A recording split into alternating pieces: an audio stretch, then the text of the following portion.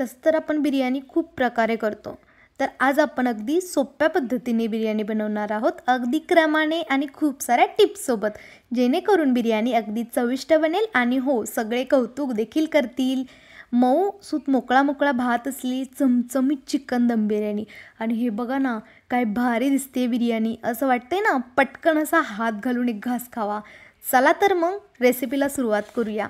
इथं मी सुरुवातीला 2 मोठे कांदे पातळ असे चिरून घेतलेले आहेत आणि त्याला थोडंसं मीठ चोळून घेतलं आहे, जेणेकरून कांदा हा लवकर तळला जातो आणि मस्त कुरकुरीत होतो.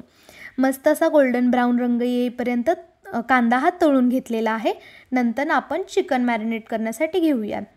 इथं मी अर्धा किलो चिकन घेतलेलं आहे आणि शक्यतो बिर्याणी बनवताना मोठे मोठे पीस वापरायचे.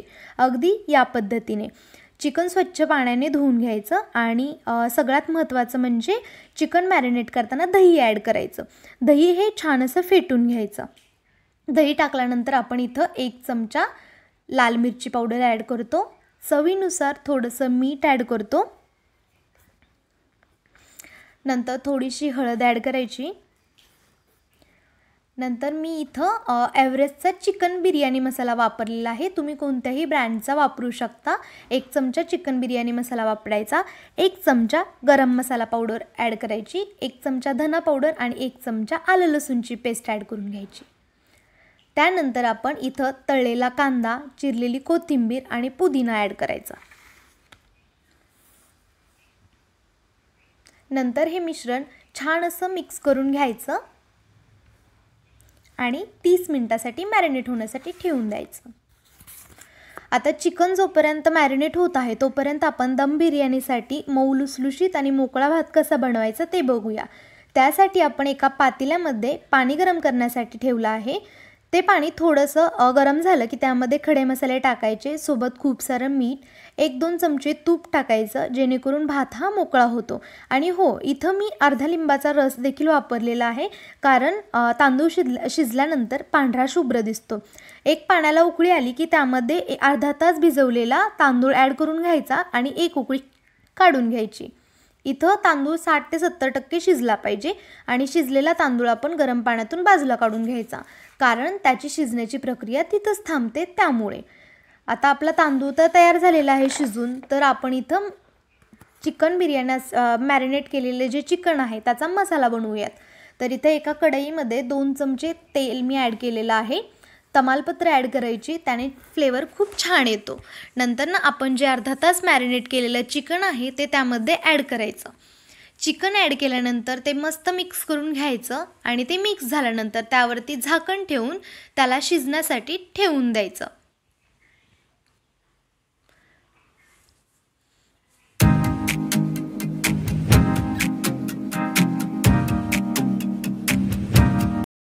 इथं तुम्ही बघू शकता आपलं चिकन छान असं शिजलेलं आहे. 50 ते 70% चिकन हे अंगच्या पाण्यामध्ये शिजून द्यायचं, जेणेकरून मसाल्याला खूप छान अशी चव येते. तर आपलं चिकन शिजल्यानंतर आपण लेअरिंग करण्यासाठी घेऊया. तर पहिला लेअर जो आहे तो आपण जे आपण मसाल्यामध्ये चिकन शिजवलेलं आहे तो घ्यायचा. त्याच्यानंतर राईसचा लेअर ॲड करायचा. राईसचा लेअर ॲड केला की त्यावरती आपण चिरलेली कोथिंबीर, कांदा, पुदिना टाकून मस्त असं गार्निशिंग करून घ्यायचं. गार्निशिंग झाल्यानंतर त्यावरती थोडासा फूड कलर ॲड करायचा, जेणेकरून बिर्याणी आपली कलरफुल दिसते. आणि हो, तूप घालायला विसरायचं नाही, कारण तुपाने आपला भात मऊ लुसलुशीत राहतो आणि तो कोरडा पडत नाही. सेम ॲज इट इज आपण जसा पहिला लेअर लावलेला आहे तसेच दोन्ही लेअर लावून घ्यायचे. आणि मी शक्यतो 2 लेअरचीच बिर्याणी बनवते, त्यामुळं छान मस्त मसालेदार बिर्याणी होतं. त्यामुळं तर छान असे 2 लेअर ॲड करून घ्यायचे, गार्निश करून घ्यायचे आणि त्याला अर्धा तास लो फ्लेमवरती गॅसवरती दम देण्यासाठी ठेवून द्यायचं.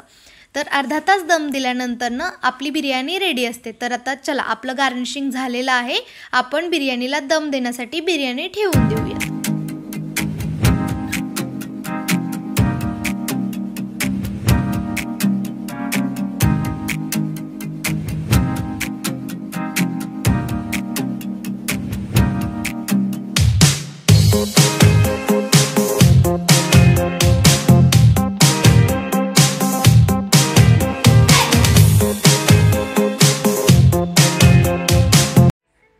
इथं इथं आपली दम बिर्याणी दम देऊन तयार झालेली आहे आणि खूप कलरफुल देखील दिसते. तर अशाच नवनवीन रेसिपीसाठी चॅनलला नक्की सबस्क्राईब करा, लाईक करा आणि शेअर करा. बाय.